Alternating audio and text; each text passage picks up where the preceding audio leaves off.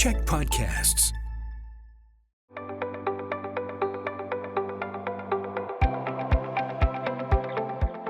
Hi, I'm Bruce Williams. I'm the CEO of the Greater Victoria Chamber of Commerce. Welcome to Chamber Chats, coming to you as always from here in the podcasting studios at the Czech Media Group, one of our chamber champions. I would like to acknowledge, as always, that I live and work in the lands of the Lekwungen-speaking nations, known to us as Songhees and Cosapsum. And all of this is made possible by the support of Island Savings, a division of First West Credit Union, who are changing what banking can do for people, for community, and for the planet. I'll tell you a little personal story. Every morning, when my wife and Amanda and I wake up, we walk to the window and we look out the window, and what do we see on the horizon? We see the Olympic Mountains. We see the United States. There are so many parts of this region where you're driving by the water, walking by the water, and across the water, what you see is our closest neighbor, the United States, who for a long time have also been our closest friend and ally and trade partner. All of that right now, of course, is at threat and has been upset by what's going on in Washington, D.C.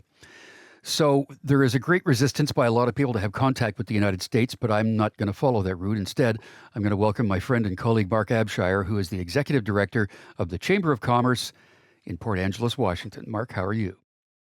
Good to see you, Bruce. Good to see you again. Yeah, we see you across the way. And actually, about a year and a half ago, you made it possible for me to make my first trip ever to Port Angeles. I took the Coho over and spoke to your group, so that was kind of fun. Yes, you did. Thank you for doing that. You were well received, and it was a great presentation. So we got a bunch of stuff to talk about here. We're not going to get too deeply into the conflict that's in place right now, but let me ask you this. When you meet someone for the first time and they say, "Oh, I've never been to Port Angeles," what do you tell them? How do you describe it? Well, you should try. You should come visit Port Angeles. It's a iconic small town. It's a very small town, about 20,000 people, but we are situated between the ocean and the mountains, and the beautiful Straits of Juan de Fuca, which is an ocean, and yet it's not a wild ocean. And then just to the south of us, mile high alpine mountains, the ones you talked about, Bruce, that are just arm's length away. So very close by. It's a beautiful place to live. We get very little rain. We just like our rainfall is similar to Victoria, actually. And so it's just our winters are warm and our summers are cool. And I actually don't understand why more people don't choose to live here. To be honest with you, it's like paradise. Yeah, you represent some other sort of close by. Squim is close by, and Port Townsend and places like that. Yeah, the entire North Olivia Peninsula is just a beautiful place Yeah. to visit and live. So you and I and our organizations are hopeful that this is not a permanent thing, that this relationship is somehow broken between our two countries. We've had that back and forth for quite some time. But we talk about the similarities of climates and geography. What's your economy? What do people do for a living in Port Angeles? We're very much dependent on tourism, and so our two main industries, if you will, are very similar to Victoria: government and tourism. We lack the technology, channel that you guys have there very strong in Victoria, but we're pretty much we become a tourism economy, and that's relatively new. 30, 40, 50 years ago, we were very much a timber economy, like a lot of small towns in the Pacific Northwest. And then that kind of dried up. And so we've slowly been warming up to tourism as our main economy that drives us. Yeah, we're going to come back to that in a second. When I was over there rather to visit you, you took me on a bit of a tour around the region. We went and we drove past, it's a mill, I believe, that's on the waterfront too, right? Yes, we have a mill. Yep. Yeah, and what do they do? And it's currently not operating because of market pressure, but it is an active mill. Okay. I mean, you've Yeah. got local media to keep people up to date on what's going on, right? You've got you and I run the radio Amazingly, together, actually. Yeah, amazingly, we actually have four radio stations within the 20-mile radius. One we have a news radio station and a couple of music stations, and we have a daily newspaper and about three weekly newspapers, all within about a 20-mile radius here. Okay. Um, So people are yeah, staying tuned into what's going on. right. And our daily newspaper is owned by a Canadian company. So actually we're and actually it was. Is it Just Black? sold, Is it actually, Black just Press? recently sold. Black Press Black Press. Okay. was the owner up until about 6 months ago. Okay. Yeah, Little known fact, maybe to some people, John Elway, the quarterback, was born in Port Angeles, right? correct. Yep. His father was the football coach here, when he was born. His father, shortly after that, I don't know the exact number of months or years, but it wasn't many, was hired down in, Southern Washington, at a high school in Southern Washington. So John Elway actually grew up south of here, but he was born here. Hmm. So when you come in, which many people have done on the Black Ball Ferry on the Coho, you sort of see the waterfront, but many people will just keep driving. They'll get off the boat and drive their car and go away. But what else is on that waterfront along there? Our waterfront is developing, kind of rapidly, actually, to the point where every on the 4th of July or Independence Day we shoot fireworks, and I'm here to tell the Victorians you won't be able to see our fireworks this year because we don't have a place to launch them from because there's been so much development. It's not safe to have the explosives of the fireworks down along the waterfront where we normally do it, and I don't have a barge, so I need a barge to launch fireworks from now on in our harbor. But that suffice to say, there's been quite a bit of development. We have a performing arts center here, that's brand new. It's been open for less than 2 years, and then we have a whole new marine trades industrial park that is about to open, and they've been working on it for about 2 years now. Right, just to the west of that performing arts center that you've toured, uh, big, flat, beautiful, hard area with cranes and lifts and washdown facilities, and we expect a lot of marine trade business to grow there over the coming years. Okay. And the rest of it is, it's one of the few, believe it or not, all along the North Atlantic Peninsula, the entire length of it, there's very little development on the water. In other words, it's just basically natural land. There's not a lot of houses. There's plenty of houses up on the bluffs, but down near the water, anywhere near the water, from the western tip all the way over to Port Townsend, there's nothing along that northern edge of the water, except in Port Angeles. And our waterfront in Port Angeles is where you'll find really the only developed waterfront on the North Olympic Peninsula. Okay. Let's connect later. I can probably help you get a barge. So that'll be Yeah, some cross country cooperation that probably yeah. wouldn't align necessarily with all those other stuff that's going on. But the elephant in the room, we know what that is, and we're going to talk about that next.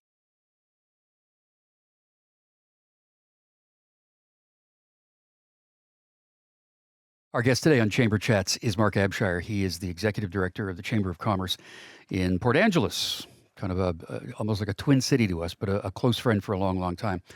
So, Mark, you're seeing fewer Canadians come to town. Tell me what's going on there. Definitely seeing, understandably, fewer Canadians coming south.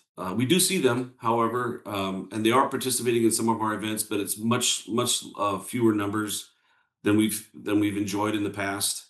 I think it's temporary. What I mean by temporary is it could be 1 year, 2 year, 5 years. I don't know how long it's going to take, but we do need to get past this.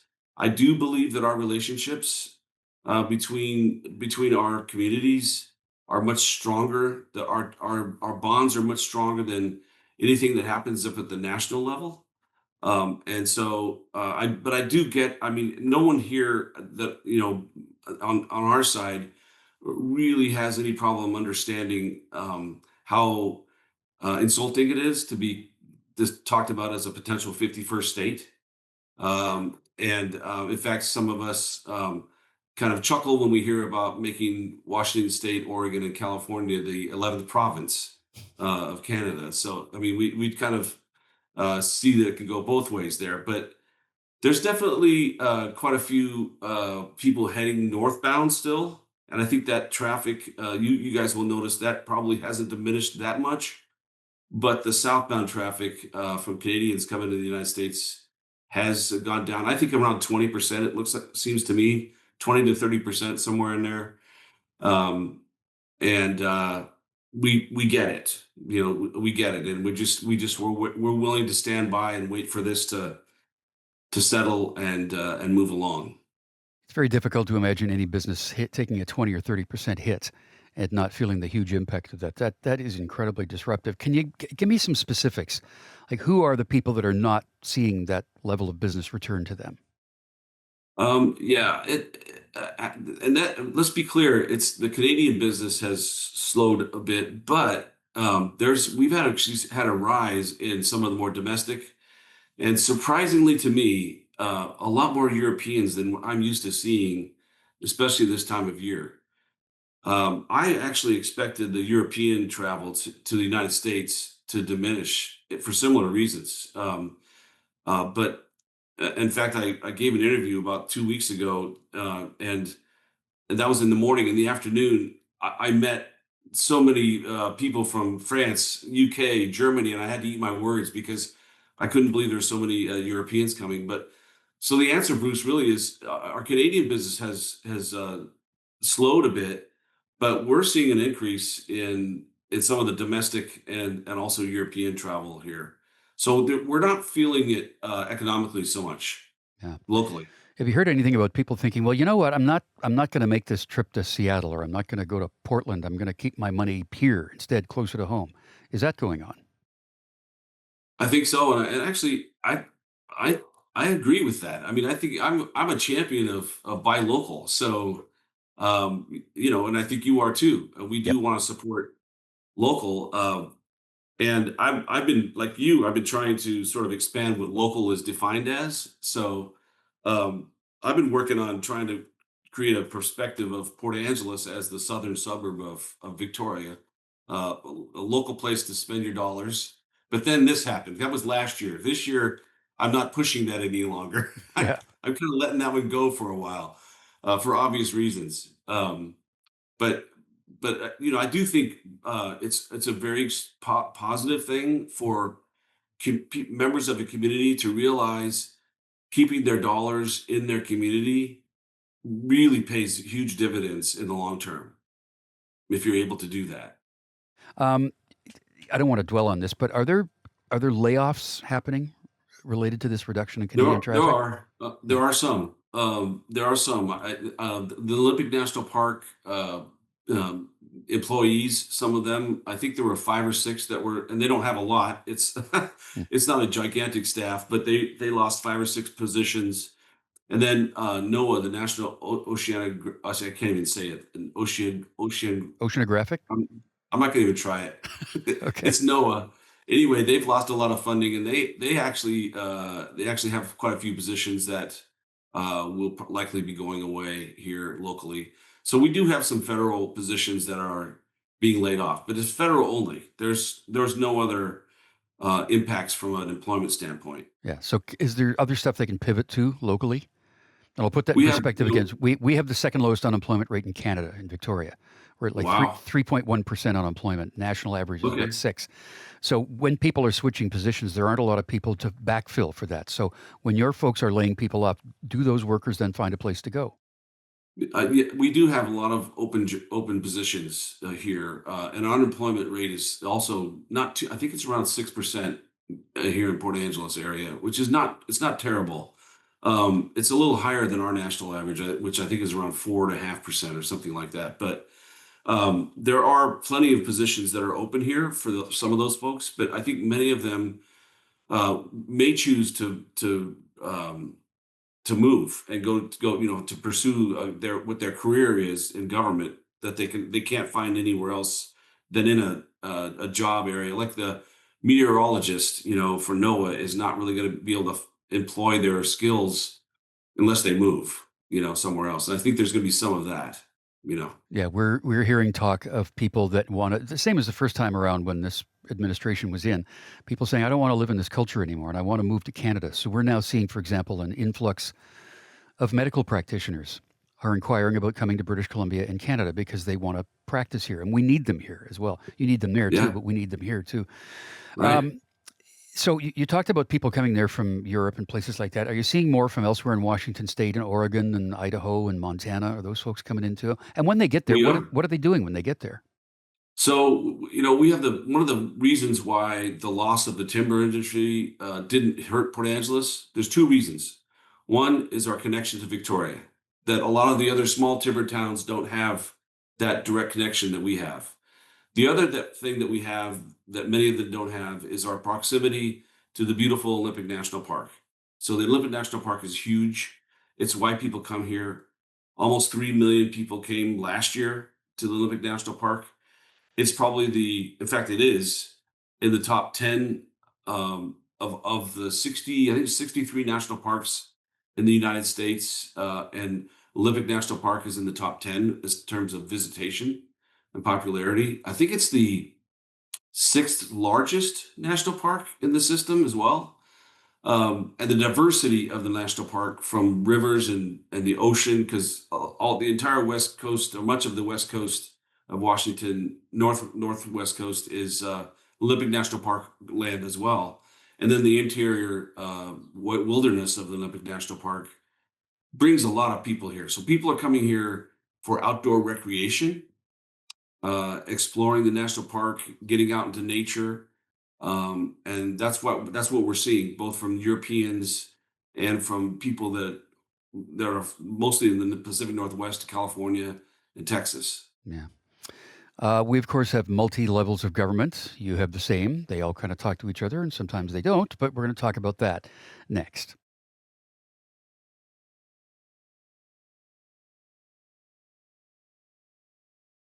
Our guest on Chamber Chats today is Marc Abshire. Marc is the executive director of the Chamber of Commerce in Port Angeles. So, what are your local elected officials saying about the 51st state conversation and the tariffs and the hit that your tourism is taking because Canadians aren't traveling?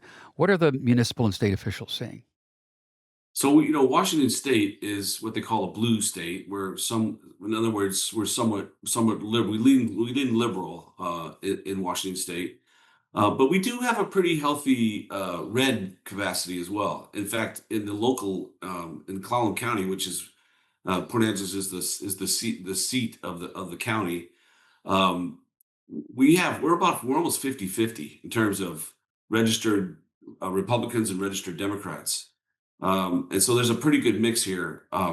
So which I appreciate. I really like the diversity. And um, I think our elected officials are primarily liberal or lean liberal. Okay. They win most of the elections, at least they have been over the last 10 years or so. As Democrats, right? Right. So most of them are not saying much about the 51st state stuff. There's not a lot of opining on topics that have to do with whatever's going on in the White House at the moment. I think most people are kind of keeping quiet about that, at least officially and publicly, you know. But I know that, for example, the mayor of Port Angeles loves going to Victoria, and she's over there a lot. And I think she's actually been interacting quite a bit with the Victoria mayor recently. And so there's a lot of I don't know how to say this, political you know, you know, agreement, I guess, if you will, between Yeah. Canada and our local government officials here. Yeah, there's a lot of And I think dialogue. Canadians, All the you border know, mayors meet all the time on a regular basis, border city mayors, and we qualify for yes, that. We both do. yes, and I think it's fantastic. And I think if a Canadian chooses to come down to Port Angeles, to our area, they'll feel very comfortable. They'll feel very welcomed. There's zero, not only no animosity, there's actually love, outpouring of love. And when the co started back up again Yeah. in February, actually, it was an extended period that it was out of commission. And when it started back up in February, we had a huge welcoming, a tear field welcoming back to Coho and the Canadians who were getting off board the ship. Many, or at least some of whom didn't have much choice. A lot of them were coming to the United States because they had to. They've been waiting for the ferry to start again because they had some form of business or personal, matter that needed to be taken care of in person. They had to come. They didn't have a choice, and so Yeah. they were. Some of them were kind of afraid of they were going to meet as they disembarked. And what they were met with was an outpouring of love and appreciation and an understanding, really, of the Canadian perspective. Another example of that depth of relationship that the two of us have during the pandemic, when both Black Ball Coho and the FRS Clipper services between Washington and Victoria were suspended. When the Marine border finally reopened and those ships came back, we were a part of organizing a welcoming flotilla that welcomed those ships back.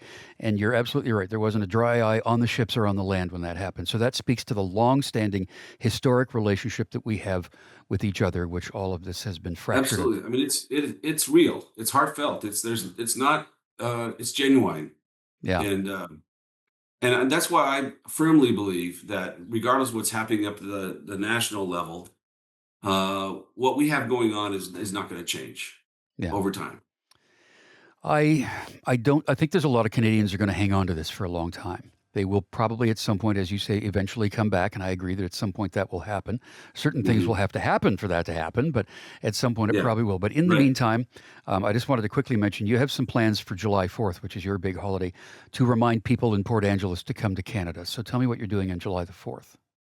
Yeah, so we have a parade in downtown Port Angeles every 4th of July, and that parade always has a theme. And this year we decided to celebrate the connection between Port Angeles and Victoria. And so our grand marshal of the parade is going to be the Black Ball Ferry, represented by Ryan Burles, and on the northern side, and Ryan Anderson on the southern side. The other grand marshals, the theme is celebrating connections across nations, cultures, and coastlines. And so the reason we have a theme is then all the floats and all the entries try to reflect that theme. And so we're expecting, where I'm trying to get as many Canadians as I can to participate in our parade on the 4th of July. And I'm getting some interest. Um, and understandably, some saying there's no way are we coming to do that. It's your Independence Day. Go ahead and celebrate it. Have fun.